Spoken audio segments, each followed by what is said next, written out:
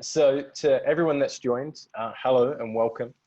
This is the third panel in our self-awareness series. Over the summer, we've been gathering leading experts and practitioners to really explore the intersection between self-insight, talent development, and technology.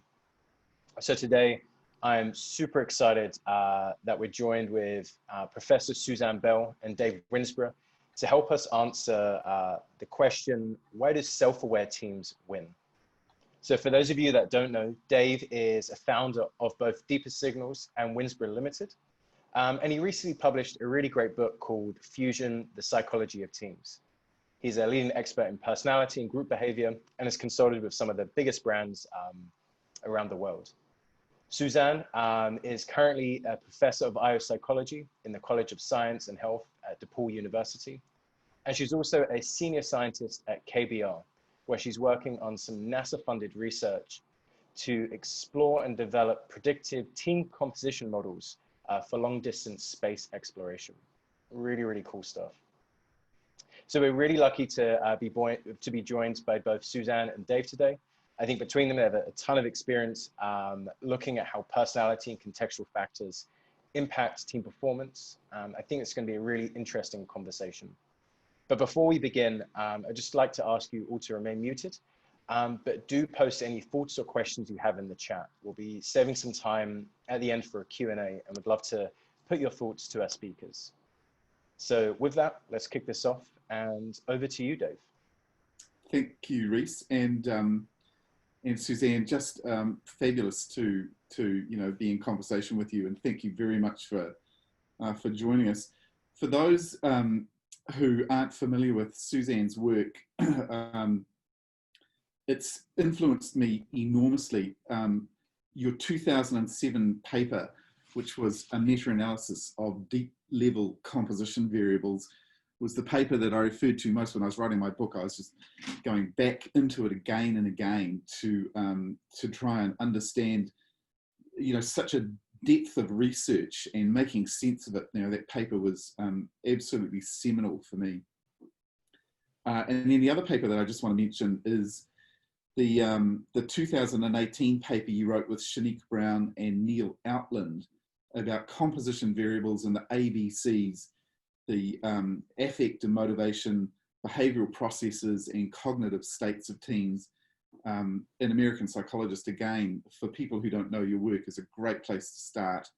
So Suzanne, just fabulous. Thanks very much for being here. Oh, thank you, Dave. You're too kind. I'm glad you found it helpful.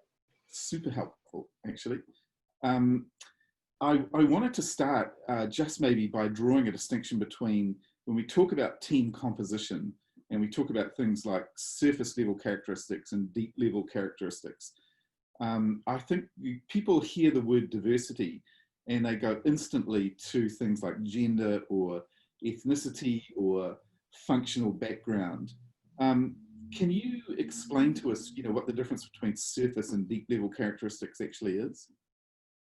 Sure. So when we think about the attributes of team members that influence teamwork and performance, we can think about more surface level variables, which are readily detectable categories, something like age, sex, and race, or easily accessible information like reputation and role, and how that might shape the way people behave towards one another or work together in a team. However, as people interact, we start to see their patterns of behaviors, their different strengths, their weaknesses, and deeper level characteristics such as personality traits, values, or attitudes start to really shape the behaviors not only of one team members, but how the other team members are responding to one another. And these deeper level characteristics over time, such as personality, really have the strongest long-term impact on how well a team works together and how well they perform over time. So I've been working, consulting to organizations looking at teams, and one of the things that comes up again and again, leaders insist they just want the skills, and while they might say, oh, look, the kind of person matters, I just need someone who's got this particular skills. And it's what I call the kind of fungible fallacy, this idea that one person who is an astrophysicist can be substituted for another one and you will get the same result. Can you just explain, you know, how the psychological makeup of someone on people on a team actually makes a difference? It's a great question, Dave. So yeah, a lot of times people default to just having diversity and skill on a team, which is important. But I think even going back to that 2007 meta-analysis that you talked about, one of the most striking findings was that the minimum, an individual who has a lower level agreeableness and really isn't working to maintain positive social relations, isn't really caring about how they stress factor the team's relationships, can have a huge impact on performance. So this isn't just on cohesion or how much we like working with one another, but actually on performance. And what can happen is, a lot of you have probably experienced this, is we actually spend so much time managing those people that are hard to work with, getting them to communicate with us, accessing that information that they do have. And as we become more interdependent, the worse someone is as a team member, the harder it is to extract those good skills. And so you do need the skills, obviously, to fulfill your role within the team. But the fact of the matter is you need to be a good team player and have the right combination of people to be able to access that relevant knowledge and skills, or else there's really no point to having it on the team. Which you know, again, one of the questions that I get asked is there such a thing as a kind of ideal team player personality? That's lots of good questions from you. So there are some universal characteristics that I would argue you would want in most teams. So you would want conscientious team members. Whether you need 1 or 10 might depend on the task at hand. You know, all team members or some team members. You need people who are generally agreeable and who prefer to work on teams. But beyond these kind of core sets of characteristics that all team members should have, it starts to depend a little bit on the context, what you're trying to maximize with the team, whether it's efficiency or innovation, and then that starts to get a little more nuanced after that. But yes, there are ideal team players, but also the ideal team player depends some on the circumstance, including who else is on the team. So just take me through.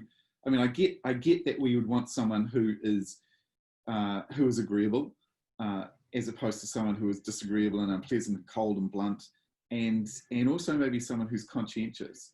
But how do those, you know, if you, what would I make a team up of entirely conscientious individuals, you know, rule bound, rule following? So a lot of the extent to which you're going to value something like conscientiousness on a team member is going to be context dependent, including how the work flows or who are the most core members of the team. Right. So you have some teams where, you know, as long as someone is taking on that task completer role, they might be able to be conscientious enough for the team. Yeah. So like, for example, in our research with astronaut related populations, in low workload periods, you need at least a conscientious team member to keep people motivated, to have that inherent motivation to do kind of some of these more nominal or kind of more tedious tasks. And so you might only need 1 in some circumstances if you want to prioritize other personality or skills or whatever.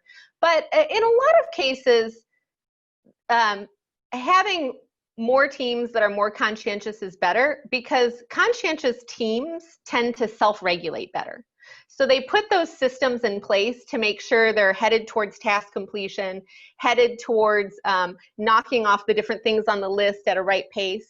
And once you start to deviate from that, that might be workable, but you need to put structures in place and understand that that's a weakness of the team, that you need to have the team set out what's our plan here much more deliberately than a team that's just, you know, a dream team of highly conscientious people that's going to get the job done. So you can still work with, you know, less than ideal conscientious composition. It's just a matter of getting those systems in place to shore up where it's not their strength.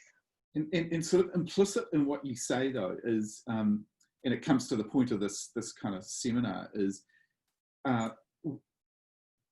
you know, how important is it for a team to understand its own psychological makeup? Because you're saying, you know, it left to their own devices, a conscientious team might, although they self-regulate very well, you know, they still need some level of self-awareness or insight about what the downside of that behavior is. So are you an advocate for, or is there research evidence for the power of self-awareness, being able to understand the makeup and composition of the team? Absolutely. Self-awareness is critical on two levels. At the individual level, an individual needs to be able to self-monitor and be aware of how their behaviors are affecting other team members. So if I am a little more neurotic, or I'm maybe too high on conscientiousness and, you know, have to have everything a certain way, I need to be aware of that, because I need to understand in what relations and in tasks that's critically important to have those particular behaviors, and in which context, you know, it's okay if everything's not perfect. We need to get this deliverable out on time or something like this, and there's some room for error. I hate to say error, but you know, there's some room for every single I not to be dotted. At the team level, probably you're talking about the questions you get. The question I get most often is how to deal with the team I'm given. Yeah. So, you know, if you are NASA, you can pay for years of research and create these algorithms that we're creating in our research to figure out what's the ideal composition, and then what happens over a 2.5-year period as these people interact. But the fact of the matter is a lot of managers, a lot of people working in the team are just kind of stuck. Maybe someone's been in a position for a while, or maybe they're just a member of the team and aren't the leader, aren't designing the team, and just really have to deal with the people who are around there. So to bring it back to your question of self-awareness, is knowing how the different personalities interact well or interact poorly, what their strengths are, what their weaknesses are in terms of their characteristic patterns of behaviors, is really the team's ability to maximize and be all that they can be and be a success. So it's really at that two levels, both at the individual level and the team level, there needs to be a high degree of self-awareness. So since you brought it up, and being down the neurotic end of the spectrum myself, the things that I've noticed is that the research is quite clear often that that teams with a high proportion of neurotic people tend not to do as well, not to perform as well as teams who have more emotionally stable people. And yet it's the neurotic people who are probably more self-critical and more self-aware and open to feedback. So do you, especially when I'm thinking about long-term capsule enclosed environments where people are going to be cooped up together for potentially years, what are the characteristics that you're looking for? And would you allow someone like me, who's a bit neurotic, to go to Mars? Or am I going to Well, you know, if eventually, hopefully we'll all be able to go to Mars on vacation with the eventual commercialization of everything. So this is an interesting question. You know, neuroticism in our data that we collect from people in isolated and confined environments is not particularly a great characteristic to have. However, so sorry, Dave. But the negative effects of it can be mitigated through a couple things. One is more emotionally stable counterparts. So if you are neurotic and feeding into another person's neuroticism, and let's say that's related to like propensity to trust, and so you become mistrustful to each other and you start down this spiral where you're no longer sharing information because you no longer trust each other, it can start these spirals. But sometimes if you have a complement, so if you have a more emotionally stable person, or something we find in our research is people who are high in emotion regulation reappraisal, so tend to reappraise emotional laden events to be a positive experience or growth opportunity, individuals like that can really help to balance certain people like those who are neurotic. Although I must say, Dave, if I still get to choose from the design perspective, I'm sorry, you might have to wait until it's commercialized. I figured. I've got fingers crossed that Elon Musk is gonna, he's gonna like commercialize it soon. Tell me a bit more about, so we talked a bit about personality and how that makes a difference. The kinds of people who end up turning up as astronauts had gone through a huge amount of pre-selection anyway. Is there homogeneity in that population? Do you see similar sorts of characteristics just by the time it takes to make it through grad school, get your PhD or PhDs, and then finally make it into an astronaut training program? Yeah, so there's, I can speak to both our research on astronaut-like individuals that we use, because we can't always use astronaut data for everything, as well as, just the broader astronaut pool that we might experience. But I think that, so my screen went dark, sorry about that for a second. But I think that in any organization, Benjamin Schneider is really famous for his attraction, selection, attrition model. And if you look historically at NASA, particularly, the Apollo crews, they looked very similar. And you can read about the historical selection of astronauts. And, I think it was the current president at the time actually mandated that they had to come from military backgrounds. And so, particularly with the, in years past, astronauts were quite a bit more homogenous than they might be today. But today, I think there's a really deep appreciation for diversity on the many levels that we talked about, both on, surface level attributes, diversity of expertise, diversity of types of people. And so there's a broader pool. I think the key with keeping a diverse pool is that really recognizing the beauty in diversity and the strength in diversity. So if we're left to our own, plans, a lot of times we'll pick people who are similar to ourselves or look similar to who we've selected in the past because they fit our prototype as an organization. But I think that when you appreciate the different things that people can bring in through expertise that's different from yours, or personality that has different strengths than yours does, that's really when an organization can be at its strongest and most innovative over time. So yeah, I think I probably answered your question in a roundabout way, but it's interesting because I know that you're engaged with, it's kind of crazy right now. The world is becoming very polarized, and countries are very nationalistic, and yet space programs are still international in terms of cooperation. And you've got work going on with the Russians, I know. That's right. Do you see the same attention to those deep level characteristics in other programs and the way that other countries approach composing teams? So I really love my research that I call the USRUSSIA project, because it's in collaboration with some Russian space psychologists and medical doctors. And I think they approach things very differently than we do. And so one of my projects is about an integration of methods and how we can do something like take our predictive models of team composition and how that interfaces with the way they measure team dynamics over time. And I think with just this idea of recognizing the importance of diversity, if you just quickly look at something, it's like, we know how to do that. Like, what is this other stuff over here? And then you read it again, and then you read it again, and then it's like, oh, this is brilliant. Like, it just wasn't my frame of thought, but this is brilliant. And this really, different way of looking at personality, but it's still kind of getting to the same problem.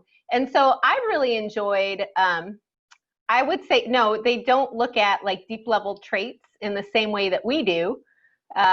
They do, and I can't really speak for their organization, but it's just really not as popular in Russia, I think, trait psychology.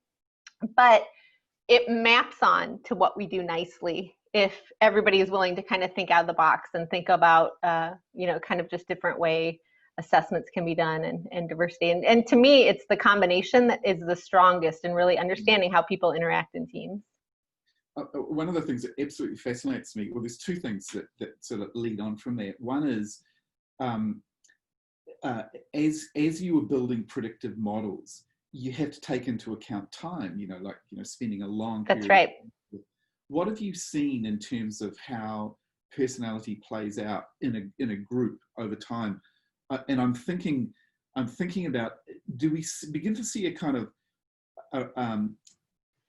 people's values begin to come together, or do you see schisms, or what sorts of things are you observing? Well, one of the things I'm really interested in kind of some of the more recent research that I'm doing is thinking about people not in terms of, I am a 4 out of 5 on agreeableness, but that each person has a kind of distribution in the way they act. So they might normally be a 4, but they also are a 2 sometimes, or they're sometimes introverted, sometimes extroverted. And a lot of us feel that. A lot of us feel, okay, maybe I'm not always extroverted, introverted, but I'm trying to capture that in our methodologies, because like what you're saying is, what matters over time is that you can do that give and take, that self-monitoring, that if the situation demands you be extroverted, that you can become extroverted and take charge, that if the situation demands that you sit back, you can do that too. And so I'm quite interested in these personality trait signatures, more so even than just what's your number on a personality scale, which is still a good overall representation of the person. But I think you're hitting on something very important, that is, over time, a lot of us have variability in how we express our traits.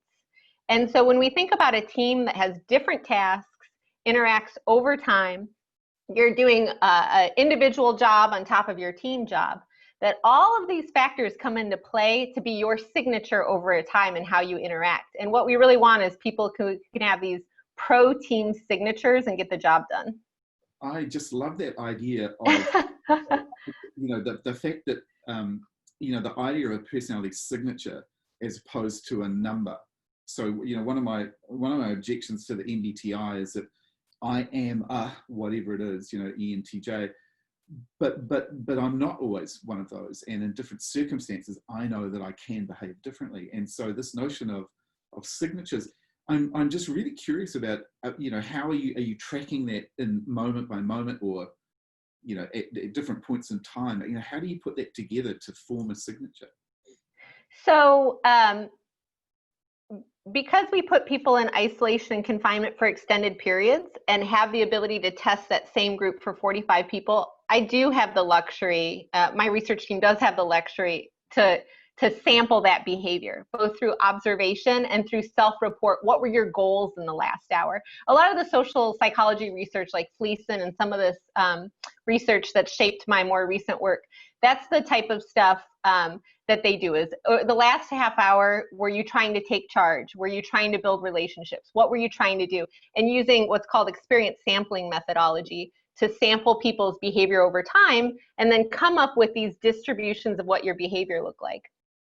What I think is interesting to think about, because like you're saying, a person needs to be able to act differently at different times, and that's why you haven't liked the Myers-Briggs. And I agree with that. And in fact, I would say a bad team member would be someone who's always a thinker, or always using judgment, and cannot find the diversity of behavior within themselves to sometimes be able to like skip down to make the judgment. That, that they're in decision paralysis and keep going through the details and the numbers when it's like, we need a decision right now. What's your best guess based on your expertise? Versus someone who's always leaping to judgment and, doesn't methodically go through the data when it's needed for a decision. And so really it's about understanding what's going to excel in the context. Yeah. Does that mean, I don't know if you saw the movie with Brad Pitt called Ad Astra. I actually have not seen that yet. No, it's one of the few ones I haven't seen. It's kind of dark, so I don't know if you want to, but in it, he has to take a kind of psychological test. He has to talk to a computer, and the computer is doing some sort of analysis. of where he is psychologically at any point, and whether or not he can continue the mission. So how do you get self-awareness back to people, as they're doing this self-reflection, or you're forming these signatures? Do people get better at kind of tracking where they are? So I think that's an unresolved issue right now. And I think what's unfortunate is over time, I think sometimes people can be even worse at understanding where they are. So let's say something like fatigue or being tired from really high workloads over time, that we might start to misestimate just how tired we are because we've habituated to being tired, and so if you ask, how fatigued are you, whatever, it's like, oh, I'm good, but really that person's sleep deprived and has 4 hours of sleep in the last 2 or 3 weeks or something like that. And so I think it's an unresolved issue of how to get people who are extremely off track back on track when we know they're skewed in how they're looking at things. In fact, that's the problem we're trying to fix, right? And so to make sure people are open to feedback and providing that feedback in an effective way where it can shape their behavior. One idea I have, and I'm kind of curious if you have any ideas on this, is just, we really have to detect these early patterns of behavior that serve as warning signals so we can intervene before it's too late. So in other words, we don't want a team to be off track and then intervene. We want to say, oh, these are some early warning indicators. Let's take a typical team in a workplace, right? That can we look at something like what are called microaggressions before we worry about conflict. So maybe we don't wait for the team to blow up, but we notice that Johnny never asks Samantha for her input on anything, and that there are these like little microaggressive behaviors that are problematic for team decision making and problem solving too. And so I think the key is to find these early warning triggers that where there's still a lot of openness to intervention. I'm reminded of John Gottman's work looking yes, I pull on that a lot. Yeah, and marriage, and his claim that in using the coding system he used, he could predict whether or not the marriage is going to survive. I absolutely know in my work in coaching senior leadership teams that that felt sense of relationship in the room. To what extent do these people, are they interested in each other's welfare? Yes, is something, and so I listen for indicators of that. But yeah, it's not that sophisticated, right? It's just me listening. So. Yeah, but you're onto something, Dave, because the problem is once a team member becomes self-focused, even agreeable people or pro-social people will become self-focused over time. Because some people think, oh, they're agreeable, they'll go along with anything forever. But there's actually social science research that shows us that if we're a partnership and you keep acting in a pro-social, pro-self way, if I'm pro-social, I too will act in a pro-social way over time if you do it enough to me. And so I think that, what you're talking about, making sure they have the best interest in the teams, and what I would call a lot of times in my work is being mission focused, is if you're mission focused and you're on the same page for getting the job done and being the best team possible, a lot of these little things, little personality tips, little problems can go by the wayside. But once you lose that focus of what the mission is then all of these things start to compound and really get the team off course. It's got to be hard, I'm thinking, on a 6-month, 7-month mission, when hopefully, the best case is not much is going to happen. If you're in the, the spaceship heading to Mars, you don't want a whole lot of drama. So it's got to be hard to sustain that mission focus, doesn't it? Well, that's I don't think historically it has been. I think as we look at something like a mission to Mars that's 2.5 years long, I think that'll be more of a challenge. Yeah. And what I find interesting is, we're talking about personality. The other thing that matters is what people value. We're kind of like, as a deep level characteristic. And I think a lot of times, like let's say something like preference to teamwork. Of course, we'd want teams composed of individuals high on preference for teamwork. But where you really start to see strain is over time when there's a competing situation where it puts their values to the test. So if I am giving lip service to being missions focused, but really I'm more pro-self, you might not see that when we're initially meeting or I'm not very busy or whatever. But when push comes to shove and I either have a deadline for myself or a deadline for the team and I'm pro-self, you're going to see that pro-self behavior. And so just like you're alluding to, 6 months, 2.5 years, you have more instances to see a competing situation where those values are really going to come out and be the true colors of the person and how they interact with team members.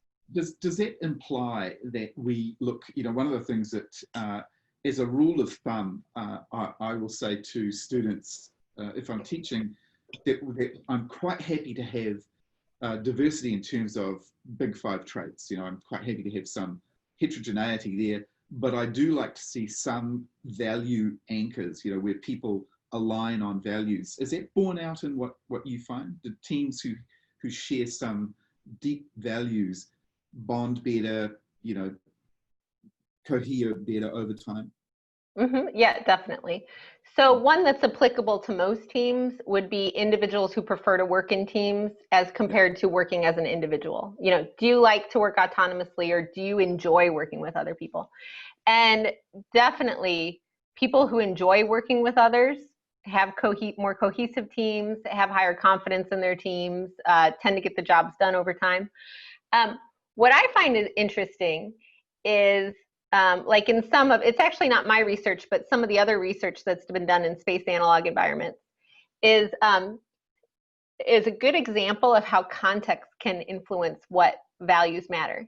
Because one of the values that's in Schwartz's value taxonomy is hedonism, like enjoying the finer things in life, right? And maybe that wouldn't be a big deal in a traditional organizational team. But when you're talking about people in isolation and confinement eating the same food or similar food, at least boring food day in and day out, for months at a time, there's subgrouping around levels of hedonism. And so, and you can just picture what's happening. They're saying, oh boy, I miss going out for, my fine dining and where's my good bottle of wine and all this kind of stuff.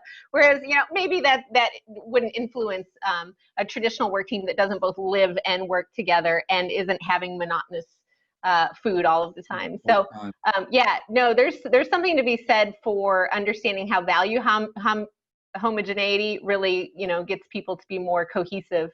Right. So I know we said we'd talk for half an hour, we've gone a little longer, but oh goodness, yeah, time flies. Suzanne, a couple of things really struck me, like I am really taken with the importance that you place on context for designing the team and the kinds of people that are going to fit the context or the mission. I also get that I love the sense of a personality signature. I just find that an extraordinary concept. Have you written anything about that, about personality signature?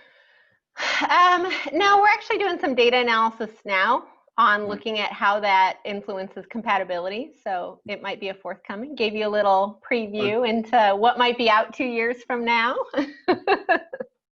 Yeah, sorry.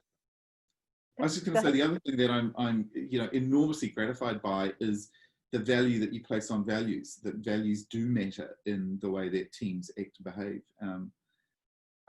What are you currently working on? Like what's the sort of the focus of your research right now? What's interesting you? Well, I kind of spoke to that a little bit earlier. So one of the things is in our projects, we are working on, we've designed these predictive models of team composition over time. But just like happens in a traditional organization, it's like, okay, and then what do we do with that team over time? And so not just predicting behavior, but how we can intervene once we know those predictions of how people will interact over time. And I think that's a hot area, is continued looks at key leadership behaviors, intervention, rewarding teams based on their particular personality composition. And so that's got my attention. And then I was saying the thing that I would like to look at a little bit more is, if we can intuitively understand that people aren't just one number and they're these signatures of personality over time, how do we capture that in a traditional organization? Yeah. You know, we can use unobtrusive measures where we might do like lexical analysis on the things they're writing or saying or something like that, but it's cumbersome. And so, you know, as much as I like to go down the science,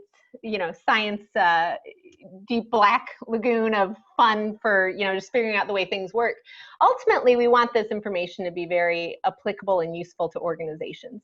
And unless I can add a lot of predictive power beyond doing something like giving people an assessment and coaching them back on how well they're doing, then, you know, no one's going to do all these network measures and sampling and unobtrusive measures. So you really have to show the value add.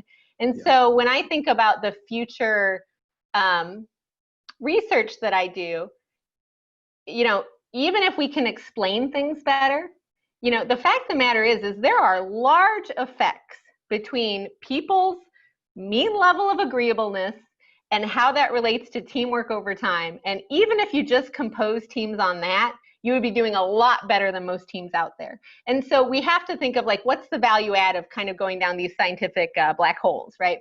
And so that's something I think about with my research. Everything I do related to the NASA funded research is applied research. So it's solving particular problems. And I am a curious person, so I also like to know how everything works, but ultimately it's to answer a problem that's out there. So. Yeah. Lovely. Suzanne, thank you. Oh, you're welcome. I'm going to hand back to Reese. Did anyone ask any questions, Reese? Or are we just talking ourselves? No, that was fantastic. I was, you know, completely caught as well as just totally immersed in the conversation. So please, people, do post any questions that you have in the chat. But we've got a few that were sent over by people that weren't able to make the call. The first one was really speaking to the fact that now many of us are either working in or leading remote teams for the first time. Not only is that, you know, a change in environment, but now you're dealing with, say, the stress of the pandemic as well as the isolation associated to it. Is there any advice that you can give for leaders that are finding themselves in the position of managing a virtual team for the first time? How can they help support their well-being, help them communicate and continue to perform at a high level? That's a hot topic right now. It's a good question. So I would, and Dave, I'd love to hear your thoughts on this too, but I would be careful about two main things. There's a lot of things you can do, but let me just point out two. One is, we know that communication is going to suffer. I'm working in a different location. We don't have that incidental conversation when we're, you know, at the water cooler or whatever. So the default is to team people to death and to meeting people to death. So all of a sudden now I've got, you know, 9 meetings on my calendar because everyone wants to make sure they have that moment to communicate. What happens is that all of these meetings become very task specific. And that does not leave time for that incidental information sharing or innovation that can happen when, you know, the meeting was about X project. But when I learned about someone else's project, it gave me ideas on how to make project A better. And so this is all going back to the two things I would do is not overschedule. If you don't need a meeting, don't schedule a meeting just because you feel like you have to. And it's going to be on the flip side of that is, instead of only thinking of meetings as project tasks, make sure you, whether it's a social hour or just eating lunch together, have room to just talk about something that's not on the memo line of your calendar invite. So I'm kind of talking out of both sides of my mouth, but limit the amount of meetings you have so you don't fill someone's workday, but also leave time for that more informal space where you can just brainstorm, innovate, come up with clever ideas that you're missing out. It's just fantastic. Look, I agree. I think when we went into lockdown, all of us experienced Zoom mania, and and I just think you know, the thing that I would add to what Suzanne said is just beware of channel overload. So, you know, meetings are one thing, but emails, text messaging, you know, I think it's easy to overwhelm people, and leaders need to understand that people don't need leadership all the time. So you don't have to be present in their lives. And yeah, just echo that, you know, make sure you form relationships, right? Do stuff that ordinary human things create that, you know, knowledge of each other that's not just purely task related. Great. And so we have a question from someone that asks, is there any conflict between seeking to have teams that have shared values versus having a team that is diverse? So I think it's about how can we balance that need to have, say, surface level diversity and representation. So we make sure people from different backgrounds, genders, and so on are represented, while also ensuring that you have you know, either diverse personalities or even congruence around shared values. Could we, by focusing on the shared values, do we do a disservice to increasing, say, demographic diversity?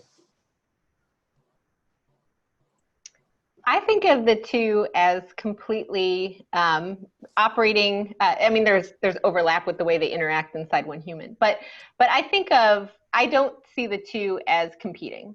I think you can maximize diversity in a lot of ways, but then when you have a shared value and a shared goal of the team, that allows you to access that diversity.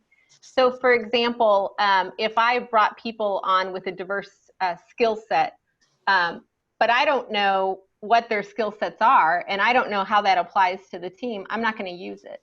And so you really have to have the shared value of like working towards what the team wants and having the same goal, or else it's going to be frustrating and you're going to feel like the person with diverse expertise is going in their own direction.